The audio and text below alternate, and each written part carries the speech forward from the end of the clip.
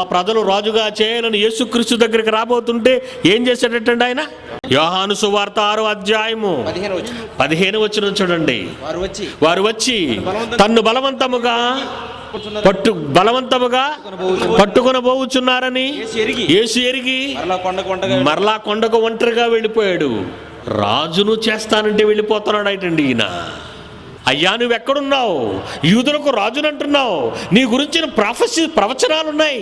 దావీదు వంశములో వచ్చిన వాడవన్నావు, యాకోబు ముద్దులోనే వచ్చిన వాడవన్నావు, యూదా గోత్ర సింహాన్ని అన్నాడు, రాజులకు రాజు అన్నావు. ఇంతకీ నీ కోట ఎక్కడ ప్రభు అని అడిగాడు ఒకడు. అదే చెప్పాను మీకు. ఆకాశ పక్షులకు గూళ్ళున్నాయి, నక్కలకు బొరియలున్నాయి, నాకు తలవాల్చుకోవటానికి చోటు లేదు.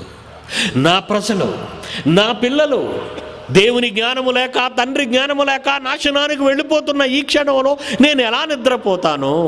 నాకెందుకు కోట? నాకెందుకు సింహాసనం? నేను ఎలా సుఖించగలను?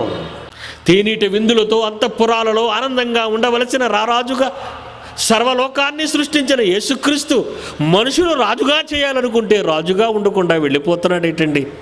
ఎంత తెలివి తక్కువవాడు ప్రపంచంలో ఉంటే ఎలా బ్రతుకుతాడు అంటాం మనమైతే. మనమంతా దేవుని జ్ఞానము లేక నాశనానికి పోతుంటే ఆయనకి ఎందుకండి ప్యాలెస్? ప్రతి క్రైస్తవుడు అలా ఆలోచించగలగాలి. ఇలాగే ఆలోచించగలిగితే మీ స్థిరాస్తులను దేవుని సముఖంలో ఖర్చు పెట్టడానికి ఇష్టపడితే ఈ పట్టణాన్ని మార్చేయచ్చు. మనం దేవుని జ్ఞానంలో నడిపించవచ్చు, నిత్య జీవానికి పంపించవచ్చు, లోక జ్ఞానం నుండి తప్పించవచ్చు. ఈ పాపాల నుండి, ఈ శాపాల నుండి, ఈ మోసాల నుండి, ఈ లోకపు మాయ నుండి, ఈ లోకపు నటన నుండి వీళ్ళందరినీ మీరు కాపాడగలరు. ఆ పని చేయగలుగుతున్నారా? దేవుడు నమ్ముకున్నవారులారా, దేవుడు నమ్ముకున్నామని చెప్పుకునేవారులారా, మీరు కూడా కూడబెడుతున్నారా ఆస్తుల్ని? ఎవరి కోసం?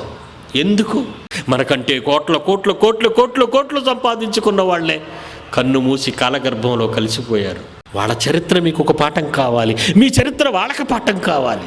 దేవుని పిల్లలమన్నాడు, తనకందరు తమ్ముళ్ళన్నాడు, ప్రతి వారిని ప్రేమించాలనే దైవ ప్రేమే అతడు చూపాడు.